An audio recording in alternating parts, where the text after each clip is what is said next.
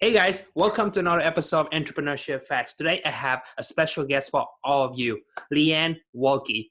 Did I say your name right? You did. It was perfect. Okay. Yeah, Thanks. this is part of a coaching program that I'm in right now that we both pay a heck of money to be a part of. So I get her on our YouTube channel today to share a little insights of her business, and hopefully you guys will get some value out of it. Okay, Leanne, why don't you tell my audience a bit about yourself and what do you do? Sure. I own a yoga studio. I've been teaching yoga for about 20 years. Um, and I do some coaching. I also help people who have got some aspirations to have I call it a heart-based entrepreneurship endeavor, that I help them actually bring it to form. A lot of heart-based entrepreneurs have huge ideas and huge hearts, but not the most business skills. Okay, how did you get into that business? I used to have a corporate job, and I practiced yoga just as a way of stress relief and for my own mind body wellness. Mhm. Um, I had a really, at the time, difficult client, and I found that every day on my way to work, I felt like I wanted to throw up, literally. And so I realized that the stress was having a horrible effect on my body and that it wasn't sustainable at that level. So I quit my job and I went to India and studied yoga. Oh, okay. And I guess tell me Yeah. the story about India. What did you learn there? In India, I went to study with one of the foremost teachers in Mhm. the kind of yoga that I was doing. But really, the thing in India is I learned, I was searching for all of these answers. But what I really learned is I could have found the answers at home, but I just couldn't get still enough because there was so much going on at home and my mind was so busy. But I just needed to kind of get away to find some quiet and some solitude. Okay. So do you found yoga and the mindset, the part of it, like I don't understand a lot about, but do you find this helpful in becoming an entrepreneur? Yeah, for sure. I think what we know about yoga is that it helps to calm the sympathetic nervous system, which is the fight or flight part of your nervous Yeah. system. And we know that we can't make a good decision if we're operating from that part of the brain, right? Or Okay. from the part of the nervous system. So yoga actually helps to activate the parasympathetic nervous system, which is the part that helps to kind of calm things down. And from there, you're actually able to then access the frontal lobe, the executive functioning of the brain better. Okay. I see. So, I know you have a master degree, right? I do. I have a master's in experimental psychology. So for me, Okay. it's like I'm a total geek. I love the science Yeah. and that side of things. I think too is I I don't know that I've ever seen an entrepreneur who's not stressed at some level. Mm-hmm. Like the nature of the industry just breeds that. It's long hours, it's unpredictability. Yep. Um, so I think that being able to cut the mind off, where a lot of entrepreneurs can't ever shut that down. So I think that it's hugely beneficial to be able to just find a few moments of peace. So what are some of the techniques that entrepreneur can apply to help them become less stressed? One of the biggest things is breathing. And I know it sounds crazy because we're breathing all day long, but really it's this specific kind of breathing. It's a resonance breathing, and it's a longer, slower breath. So if you're breathing in, what's resonance breathing is, it's about 6 breaths per minute. Mm-hmm. And most people are actually breathing probably like 12 to 15 breaths a minute on average. So we have to breathe slower, you say. Yeah. Uh, Yeah. So there's some great apps out there. There's an app called the Breathing app that a friend of mine, Eddie Stern, put out with Deepak Chopra, mhm. and it helps you. It's like a free app, and it just calms the nervous system as you follow this little tone and I see. ball in it. So if you breathe slower, your body and your nervous system, everything's just kind of calm down and help you relax, right? Right. And you're actually able to get in more of a flow state. So your brain waves actually change Mm-hmm. um, when you're in this certain state, and it's a more creative state. So you're able to access more creativity, more flow. Okay, I see. Okay, so next question. Let's see. What's your thought on personal development? What about investing? Though? My thought on personal development is that it's essential. I think you can leave a life of mediocrity and just kind of go through the motions. But I don't think any of us are here for that, particularly entrepreneurs. I think Yeah. entrepreneurs feel called for something more. Yeah. And in that sense of looking for more, you have to develop yourself to be able to rise to the challenges that you deal with on an entrepreneurial journey. Okay. That's very good because I'm a firm believer of personal development too. Right. I guess there's a saying, formal education make you a living and self-education will make you a fortune, right? So which is why I guess both of us are investing on our own knowledge by being part of coaching program and to learn and improve ourselves every day. Yeah, I've Mhm. done a ton of stuff with Tony Robbins. I'm a senior leader with Tony Robbins. I think I told you that. Yeah. And I've seen so many people go into his programs because as a senior leader, you're kind of observing from a different point of view than a Yeah. participant. Hmm. But to see people go through and be able to shift in a minute, some lifetime limiting beliefs is phenomenal. Okay, so what are some of the common limiting beliefs that you found that entrepreneurs have that's stopping them from reaching success? I think people don't like to look foolish, and this actually has more significance the more success someone gets in their life. So as someone begins to gain some level of authority and some level of success, Hmm. a lot of times their threshold to fail goes down exponentially. Yes. So they're unwilling to then fail. So that's a huge limiting belief is like, oh, I can't look bad. Oh, I can't fail at this. I can't look foolish because my peers, my friends, my colleagues will not understand and I'll lose my significance. So that's one, definitely. I think people think that just because they don't know how, that they can't do it, they can't figure it out. Hmm. I think, David, most people think that things are harder than they really are. Yeah. They don't like that uncomfortable place where they're kind of flailing around. They don't know how, they don't know if it's going to work out. That's the place where 90% of the people quit, I think. Or if they just stuck it out or find another tool or found another resource Hmm. or a teacher or coach, they would figure it out and they would have the thing they say they want. So you're saying most people are not resourceful enough? Yeah. Hmm. Yeah. Yeah. Entrepreneurs are a little bit more, but I think that even with like fledgling entrepreneurs, a lot of times they give up if when it gets hard. We don't like that internal resistance. Yeah. And so I think that that goes back to like a sense of certainty. We want to Yeah. have certainty that we can succeed. Okay. And so building in that confidence Hmm. by looking at all of your past successes that you've done, even if you have like a wall in your office or your house that you can just list all the Yeah. things that you've done really well. Because in the bias is to look for what we did wrong so that we can fix it, right? Yeah. But then the mind is always focused on what we did wrong. And we know that the mind draws to itself more of what we focus on. So if we're focusing on what we did wrong, Yeah. or, like it's just a rabbit hole. We're just going to focus more on what we did wrong. And then the mind's like, oh, I did that wrong too. Oh, I did that wrong too. I So it's shouldn't even like get the out of law of bed. attraction, right? Uh-huh. So whatever you think of is kind of happen manifests itself out in the reality because of Yep. what's in your head. No, that's very true. I totally agree with that. So let's talk about when you first quit your 9 to 5, your corporate job. I know you had a 6-figure salary when you still Yeah. had your corporate job, right? So it must be a big change when you're shifting from that to starting your own business because, well, like most business, with the first couple months or even the first couple years, it's a struggle. You barely make enough money. So tell us a little bit about that. What are some of the struggles that you faced when you first started? Gosh. So when I quit my 9 to 5, Hmm. I quit to go to India and then I went back and I did things differently. So Yeah. I got some more experience.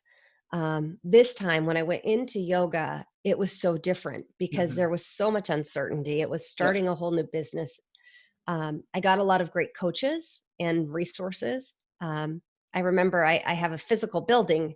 So I had someone who was helping me as a mentor, and he came to look at it. And I was like, okay, I'm going to tear out this wall. I'm going to put a hallway here and this and this and showers and bathrooms. And he's like, absolutely not. You're a startup. You will not do that. You're going to Hmm. leave this as it is and you're going to just build from here. I was like, okay. So I think one of the things I did smart is I listened to people who had more knowledge than me. I listened to people in their areas of expertise. I Yeah. had somebody who worked in finance who told me how much money I needed to take, which was multiples higher Hmm. than I expected to pull in to start the business. So I started well funded. I started um, with coaches to help me figure out what to do. And I kind of looked at it as like a sport. Like I loved it was like a game. I was playing and I was like shopping because I had to buy all the retail. And I was like, I remember looking around my dining room because we weren't open yet. And I had boxes of stuff and furniture. And my husband walked in and he's like, "What's going on?" I said, "This is so fun. It's like I'm just shopping." And I said, "But what if it doesn't work?" And he said, "You know what? As long as you're having fun, that's really what matters." I love that. Yeah, and that was great. Because it gave me the space to do what I needed to do. Yes.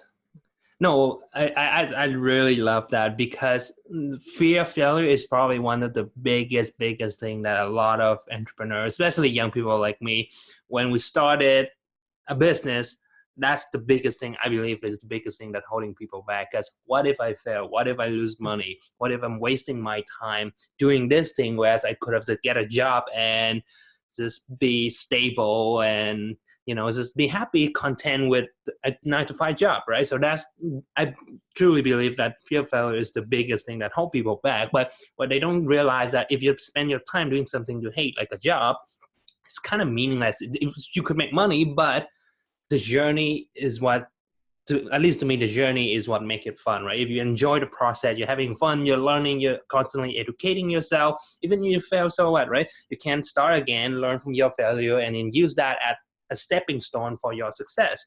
But yeah, I love how your husband says kind of support you, mention, hey, what if you fail, right?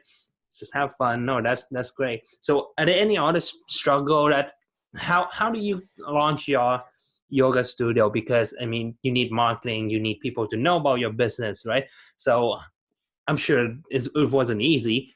What are some of the struggles that you faced? I think it was I knew like I had some good instincts Mhm. just from being in business, and also I think with a research background, like I was used to trying things out and seeing what effect you get. Yeah. It's like, okay, well, let's try this. Let's see what we get, and then yes or no. Um, one of the things that we really faced is when I opened, there was nobody else around doing what I was doing. Okay. Um, we had a huge chain move in less than a half mile from my studio, Yeah. like a couple of years ago. And so it became, how do we reposition and retool what we're doing and get even more clear in our points of differentiation so that we are different?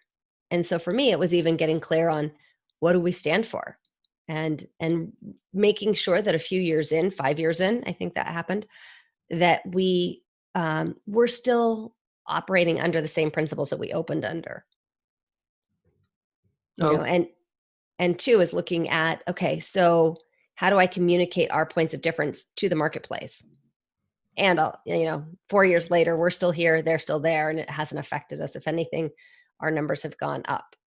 So Okay. it's No, that's having, yeah. yeah, no, that's great though. So what are some of your goals for your business in the future? My goals for my business is to continue to expand. I Mhm. wanted to touch more lives because what I realize is the people that we touch, this practice has a profound effect on them. Even as much as we've had people come in under all kinds of different life Mhm. circumstances, and for them to be able to experience healing, growth, wellness Yeah. is huge. So that's like the heart-based part. The dollar-based part of me also wants to grow, because I think right now Yeah. my husband is not working full Okay. time. He's consulting, so it's not as consistent as previously. So for me, and for a lot of heart-based entrepreneurs, I think they look at their business as a hobby, or Yeah. even people with like a side hustle. So Yeah. it's looking at it, no, this is a business. Where's the money leaking out? How can I get some better reporting structures? How can I look at, okay, what's really making us money and how can we leverage and maximize that? And anything not making money, get rid of it. Hmm. and also cutting costs, obviously. Okay. So pretty much optimizing your business. What about in Yep. terms of expanding revenue, expanding your customer base? Yeah, that too. I think it's when I opened, Facebook was like the only thing that existed. Mm-hmm. Instagram wasn't even available yet. Okay. So I think recognizing the importance of digital marketing, recognizing the importance of social media, and making sure, like, it's that whole thing, like whoever's the loudest in the marketplace, people naturally go that direction. Mm-hmm. I always thought for a while that, like, we have the best service, people will come to us word of mouth, which is a total fallacy, unfortunately. Like, that's Okay. just not the way things are done anymore. You Mm-hmm. have to make sure that you're proactively putting your message into the Yep. marketplace. The marketplace isn't going to just randomly pick up your stories. No, I totally agree. You have to build a personal brand out there, get your name out so people know about you and what you offer. So I guess that there's a saying something like it's not about who you know, but it's about who knows you, right? So if Yeah. people know about you and what you have to offer, then they're more likely to purchase from you than somebody who they just found out randomly on the internet, right? Just build that relationship up front, and then whenever they're ready to purchase, they probably seek out to you instead. So Yeah. sorry. One of Yeah, go ahead. What I was going to say is one of the things, especially in my industry, is it's a little bit different because people think of yoga and they think of somebody in a ridiculous backbend on a beach in a G string. Mhm. And like, I'm turning 50 this month, so I'm not like, that's just not going to happen. But I think it's in that, like, for a while, as I thought, like, oh gosh, I can't compete in that market. And it's right, I can't, but I don't want to. So it's rather than looking at where you lack or where you don't fit in, Mhm. that's the arbitrage opportunity. That's the opportunity to say, you know what, this is my point of differentiation. So I think, the beauty of social media is it gives us that ability to highlight our uniqueness as opposed to the mass. Okay. So how are you planning to grow on social media? Are you gonna build a personal brand around you, or is it build a brand around your business? I'm just curious to see what your plans are. Yeah, I need a lot of plans. I think right now we're crafting a more consistent message on social media for my studio. For me personally, as I started a podcast because I have been doing this for 20 something years. And Mhm. so I was getting frustrated hearing from people that were saying things that I didn't necessarily agree with, but I wasn't participating in the conversation at the Mhm. level which I think I need to. Yeah. So, my plans are to be more visible, to be more outspoken, um, and to craft the conversation I want to have instead of comment on the conversation that's existing because my voice is not present.